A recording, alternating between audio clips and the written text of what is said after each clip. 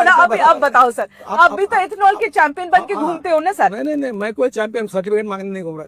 ये ठीक नहीं, ऐसा मैंने कहा नहीं। ठीक है, आपने क्या कहा? मैं आपको एक मिनट पहले सुन लीजिए। बोलिए। आपको स्वातंत्र है कि आप 100% इथेनॉल डाल दो। वो बात ठीक है, पर मैडम जल्दी मत करिए, थोड़ा समझ लीजिए। ठीक है, आप बताइए, लेकिन मगर सवाल तो आएंगे सर। सब सवाल माइलेज कम होगी, सवाल यही था कि ब्लेंडेड पेट्रोल जब यूज कर रहे हैं तो माइलेज कम होगी कि नहीं, बस इतना ही पूछा मैंने। आप गलत बोलती हो, फिर समझ। आप ही तो नारायण हो, आपको चुना है हमने, नारायण के रूप में चुने मोदी जी को। इन सबको हमने नारायण के रूप में चुने। हमें बड़ी सड़कें नहीं चाहिए, हमें पेड़ चाहिए, हमें पशु चाहिए, हमें इतनी जितने भी देशों में डेवलपमेंट उन सब तड़प रहे हैं आज। हम अपने भारत को खत्म नहीं कर सकते ऐसे। आजमी साहब, हमारे जयंत राव जी ने सही बात कही। जिनको कुत्ता नहीं पहुंचता वो आजकल सोशल मीडिया पर आकर सबको गाली देते हैं, मुख्यमंत्री को भी गाली देते हैं। ऐसे कुछ भाड़े के टट्टे इस मिसिंग लिंक के बारे में भी पैसा ले लेकर सोशल मीडिया पर लिख रहे थे। उनको भी कह देना चाहता हूं, अगर महाराष्ट्र का अपमान करोगे छोड़ूंगा नहीं। अब ऐसा लगता है देश की जनता के हाथ में एक मुद्दे का जैकपॉट लग गया है। मैं इस बात को एक छोटी सी कहानी के माध्यम से आपको समझाता हूं। कई बार पुलिस किसी छोटे मोटे अपराध में किसी को पकड़ती है या किसी गाड़ी को रोकती है। उसे शक होता है कि इस गाड़ी में कुछ शराब की बोतलें हो सकती हैं, अन्य राज्य से स्मगल करके लाई गई, या उसे शक होता है कि 10-20 ग्राम चिट्टा इस गाड़ी में हो सकता है।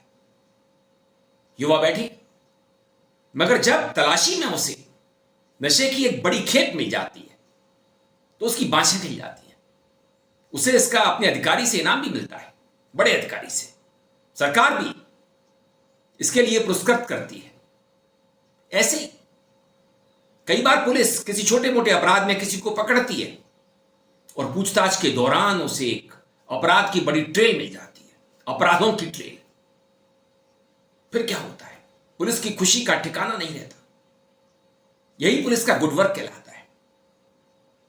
ऐसे ही देश की जनता बीते 12 सालों से धीरे धीरे परेशान हो चली थी।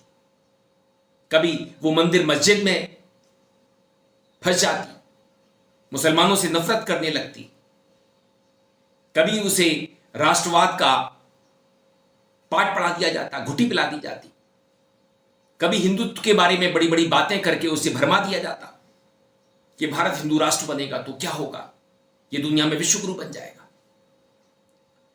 मगर हुआ क्या? सरकार धीरे धीरे फेल होने लगी। ना तो भ्रष्टाचार कम हुआ, चौगुना हो गया, आर्थिक तरक्की रुक गई, देश पीछे लौटने लगा।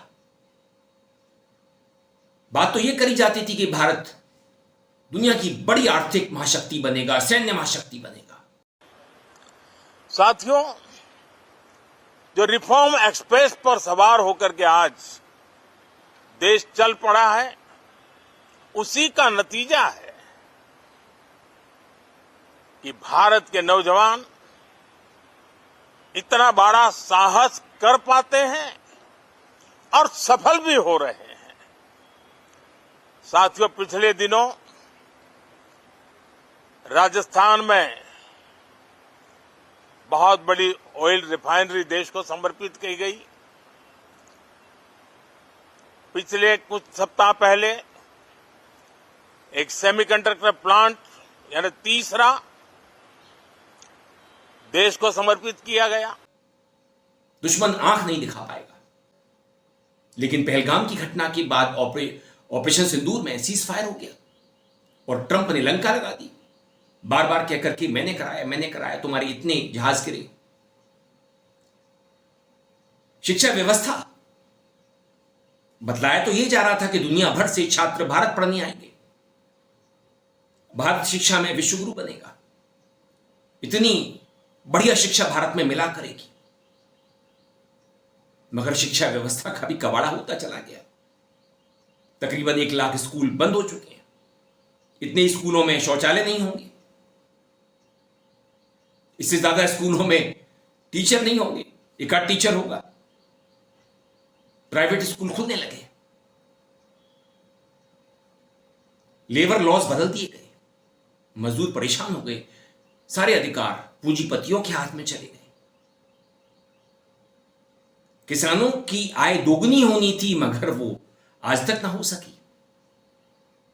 आंदोलन हुआ तो उसे बदनाम किया गया। हालांकि सरकार ने अपने कदम वापस लिए, अयोध्या में राम मंदिर तैयार हो गया, प्रधानमंत्री त्रिशूल लेकर के घूमने लगे कॉरिडोर्स में। उधर राम मंदिर में जो डांका पड़ा, जो लूटपाट चली, उससे लोगों का मोह भंग हुआ। ऑपरेशन सिंदूर से भी, उसमें जो सीज फायर हुआ था उससे भी हुआ था, मगर राम मंदिर में जब डांका पड़ा तो लोगों का मोह भंग हुआ। देश में बलात्कार होते रहे थे, महिला पहलवानों का हश्र आपको पता है कितना बदनाम किया गया था। ऐसे किसान आंदोलन को भी बदनाम किया गया था, कहा गया था कि इसमें खालिस्तानी है, इसमें बलात्कारी शामिल है, यह अराजक तत्वों का आंदोलन है। 750 से ज्यादा किसान शहीद हो गए थे। तो धीरे धीरे कलई खुलने लगी। जनता कब तक बलात्कार को सत्कार मान करके चलती रहती, कब तक बलात्कारियों का स्वागत करती रहती, या किसी कुंभ के मेले में, कार्यक्रम में स्टैम्पीड होता, भीड़ लोगों को कुचल डालती और बाबा लोग कहते कि ये मोक्ष है, संसार के कष्टों से छुटकारा मिल गया है। लोग इस पर भी विश्वास कर लेते। कितनी घटनाएं ऐसी हुई हैं, कितने लोग मरे। हाथरस की घटना याद है, एक धार्मिक कार्यक्रम में कितने लोग कुचल करके दब करके मारे गए थे। मगर जनता को अब एक मुद्दा मिल गया है जो सबका मुद्दा है, क्योंकि बच्चे सबके होते हैं और भारत का मध्यम वर्ग अपने बच्चों को पढ़ाना चाहता है। वो चाहता है कि उनके बच्चे पढ़ें लिखें, वो भले कोई छोटा काम कर रहे हो, कोई छोटी दुकान चला रहे हो, छोटी खेती कर रहे हो, सीमांत किसान हो, कहीं क्लर्क हो, बाबू हो, मजदूर हो। उसने कहा हमारी जिंदगी तो कटनी थी, कट गई, मगर अब बच्चों को ऐसा नहीं करने देंगे। उनका सपना होता है कि बच्चे को कोई अच्छी नौकरी मिले, और तब जाकर के ये पेपर लीक, लगातार पेपर लीक, ये ऐसा मुद्दा बन गया जो सबका मुद्दा बन गया। सबको लगने लगा कि हमारे बच्चों का क्या होगा। अंकिता भंडारी का जो हुआ सो हुआ, चुनाव लूट लिए गए, कोई बात नहीं, हम इसे भी सह लेंगे, मगर ये सरकार तो पेपर लीक के मुद्दे पर हमें सुनने को तैयार नहीं है। 22 बच्चे आत्महत्या कर चुके हैं। मोदी जी तक ये बातें नहीं पहुंच रही थी तो आज जो सुबह हुआ है वो नहीं होता। इट इज वेरी क्लियर कि जब कोई ऐसा बौखला के कोई स्टेप लेता है, इट इज वेरी क्लियर कि उसके तक बातें पहुंच रही है। बट बात इतनी सी है कि वो हमारी बातें नहीं मानना चाहते, because there is a thing called ego, और वो बहुत है आजकल के मिनिस्टर में, खासकर हमारे प्रधानमंत्री में भी, कि वो किसी बात को सुनने में ही इंटरेस्टेड नहीं है। आज तक उनकी एक प्रेस कॉन्फ्रेंस नहीं हुई है, आज तक उन्होंने मीडिया को खुलेआम अनस्क्रिप्टेड फेस ही नहीं किया है। तो हम उन पर भरोसा कैसे कर सकते? 4 साल भरोसा कर लिया, 8 साल कर लिया, 12 साल कर लिया, अब कितने साल? अब हमारा बचपन, फिर टीनेज, फिर हमारा स्कूल टाइम, कॉलेज टाइम सब खत्म हो गया इसी सब चीजों में। अच्छा, आप किसी लीडर से मिलना चाहते हैं तो वो कौन है? पीएम मोदी, राहुल गांधी, उन दोनों में से किससे मिलना चाहते हैं? राहुल गांधी जी। पीएम मोदी से नहीं? Because he is actually very disgusting.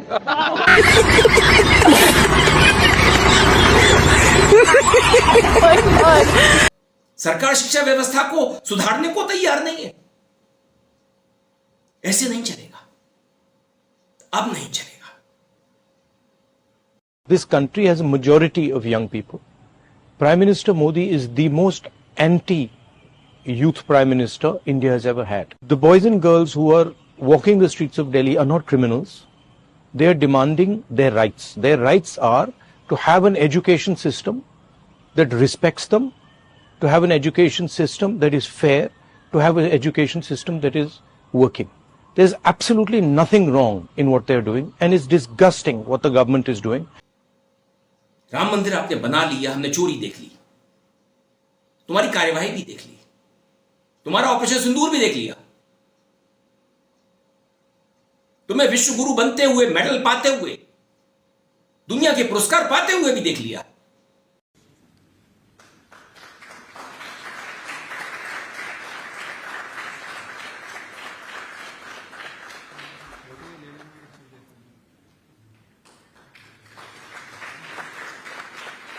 बाहर जाते हो तो मुस्कुराते हो और देश के अंदर मुंह फुला लेते हो, संसद के सामने आते हो तो फिर से एक नया नैरेटिव खड़ा करने की कोशिश करते हो कि राहुल गांधी 56 साल के हैं और देखिए हमारे युवा वैज्ञानिकों ने क्या कर दिखाया है। भारत के युवाओं ने अंतरिक्ष में नई उड़ान भरी है, बहुत बड़ी सफलता है। और ये जो स्काईरूट स्टार्टअप है उसमें जो नौजवान काम कर रहे हैं, मुझे बताया गया उनकी पूरी टीम की जो एवरेज एज है वो सिर्फ 28 साल है। ऐसे नौजवानों ने ये काम करके दिखाया है। मैं किसी 56 साल के नौजवान की बात नहीं कर रहा हूं, मैं देश के ये स्टार्टअप ने 28 के एवरेज वाले नौजवानों ने अंतरिक्ष में भारत का झंडा गाड़ दिया है। तो सवाल यह है कि जब मुद्दा सबका मुद्दा बन जाता है, एक दर्द जब सबका दर्द बन जाता है, तो सरकार के सामने सवाल खड़े होना शुरू हो जाते हैं। आज भले सरकार सोच रही हो कि नए परिसीमन से हम अपनी राजनीति को स्थापित कर लेंगे, सत्ता में लंबे समय तक 47 तक 75 तक टिके रहेंगे, तो सरकार मुगालते में है। और अगर मुगालते में नहीं भी है, सोच रही है कि हम लोकतंत्र के स्तंभों को इस्तेमाल करके, कार्यपालिका को, न्यायपालिका को इस्तेमाल करके, प्रेस को इस्तेमाल करके, उसे चाटुकार बना करके, उसे गुलाम बना करके हम सत्ता में टिके रहेंगे, तो जंतर मंतर के छात्र आंदोलन ने यह साबित कर दिया है कि अब मुश्किल होने वाला है। आज सारा जिस तरीके से युवा आज खड़ा है ना सर, ऐसा मुझे नहीं लगता शायद बहुत सालों पहले कभी कोई इस तरीके का प्रोटेस्ट हुआ होगा। और जिस तरीके एक डेमोक्रेटिक हम झंडा उड़ाएंगे और मारे डंडा, अगर हमको नहीं करने दे रहे हैं, क्या होती है डेमोक्रेसी? कोई हम वायलेंट नहीं कर रहे हैं, कोई वायलेंस यहाँ पर नहीं हो रहा, पीसफुल प्रोटेस्ट एक हमारा अधिकार है, वो भी इस तरीके से छीन रहे हैं, तो एक सरकार हमारे, तो क्या आप उसका विरोध नहीं करेंगे? आप हमारी आत्मा को नहीं मार सकते, इस शरीर को मार सकते हैं। आप हमें छुएंगे तो हम और विरोध करेंगे, आप हमको रोक नहीं सकते। आप यहाँ पर जनता को शासन, वो पब्लिक रिप्रेजेंटेटिव ऑफ पीपल है, हमने उनको प्रतिनिधित्व देने के लिए संसद में भेजा है। हमको उनका प्रतिनिधित्व नहीं समझ में आ रहा है। हम उनसे मांग रहे हैं कि आप इस्तीफा दो। उनको उस पद पे बैठे रहने का कोई अधिकार नहीं है। शासन का काम है वो लोग। तो मैं भी गवर्नमेंट सर्वेंट हूँ, हमसे कुछ गलती होती है, हम अकाउंटेबल होते हैं ना, कि वहाँ पे आपको सस्पेंड किया जा रहा है, टर्मिनेट किया जा रहा है। तो आप भी तो गवर्नमेंट सर्वेंट हो, जो एजुकेशन मिनिस्टर है, अगर आपसे गलती हुई है तो you should take action against him, right? So हमें सब चीज अकाउंटेबिलिटी लेनी चाहिए। क्वेश्चंस वो गुजरात से आए सर, आप थोड़े क्वेश्चन उनसे कीजिए। कहाँ से आए हो? गुजरात में भी सूरत शहर से हम लोग आए हुए हैं। सूरत में भी बहुत सारे युवाओं ने और लड़कियों ने, जो स्टूडेंट है, उन लोगों ने प्रोटेस्ट किया है। और भारत भर में हर जगह से युवा जुड़ रहे हैं। जो लोग युवाओं को नालायक समझते थे, युवाओं को कॉकरोच कहा जाता था, आज वो युवा भारत में हर जगह से, हर विस्तार से, हर शहर से, छोटे छोटे गांव से रास्ते पे उतर रहा है। और ये मोदी की जो दादागिरी है उसको खत्म करने के लिए आज ये जनजीस रास्ते पे उतरे हुए। आपकी रिपोर्टिंग बहुत अच्छी है, thank you sir. Thank you so much. आप बहुत कुछ कर रहे हैं देश के लिए सर, हम लोग आपके बहुत आभारी हैं। आपकी मैं बहुत क्योंकि उनके अकॉर्डिंग नहीं हम आवाज उठा रहे हैं। अगर अभी हम हिंदू मुस्लिम करने लग जाएंगे तो सब हमारे साथ हो जाएंगे। हम एजुकेशन सिस्टम पर क्वेश्चन उठा रहे हैं, हम मिनिस्ट्री पर क्वेश्चन उठा रहे हैं, हम गवर्नमेंट पर क्वेश्चन उठा रहे हैं, इसलिए वो हमारी नहीं सुन रहे हैं सर, क्योंकि उनका जो मोटिव है वो फुलफिल नहीं हो रहा है ना सर। धर्म के ऊपर लड़ाई होती ना तो अभी दिखाते, अभी अगर धर्म के ऊपर लड़ाई होती ना, बहस होती तो अभी आज तक वाले सब आ जाते। अगर धर्म के ऊपर लड़ाई होती, मंदिर बना दो, मंदिर के लिए हम चंदा इकट्ठा कर रहे हैं, तब तो सारे पुलिस भी हमारे साथ हो जाती, सरकार भी हमारे साथ आ जाती। और एक और चीज ये बोलना चाहूंगा, कुछ भी होता है इस देश में गवर्नमेंट कहती है कि हमें नहीं पता, ठीक है। हम गवर्नमेंट को क्यों चुनते हैं कि वो हमारे हर चीज के लिए रिस्पॉन्सिबल हो, ठीक है। अगर पेपर लीक हुआ है तो उनको रिस्पॉन्सिबिलिटी लेनी चाहिए। मोदी तेरी तानाशाही नहीं चलेगी, नहीं चलेगी। आप कानून लाना चाहते हैं देश के सम्मान और अपमान का। अरे वास्तव में अपमान तो कल हुआ जंतर मंतर पर। आप चाहते तो इस तरह से लाठीचार्ज ना होता, आंसू गैस के गोले ना छोड़ने पड़ते, आप संभाल सकते थे। देखिए ये लाठी चल रही है, ये लाठियां चल रही हैं, ये लाठियां चल रही हैं, ये लाठियां चल रही हैं, ये पुलिस पर लाठीचार्ज कर रही है, भीड़ अंदर पूरी भर गई है, इधर लाठी लग रही है, इधर लाठीचार्ज हो रहा है। एक बच्चा, एक लड़का यहाँ पे गिरा पड़ा हुआ है, एक गिरा पड़ा हुआ है, उधर से खदेड़ना शुरू किया, उधर से भीड़ खदेड़ रही है। ये लाठीचार्ज कर रहे हैं सर जी हम लोग ऊपर, 4 लाठी मार रहे हैं, ये देख लीजिए सर जी हम लोग के सामने 4 लाठी मार रहे हैं।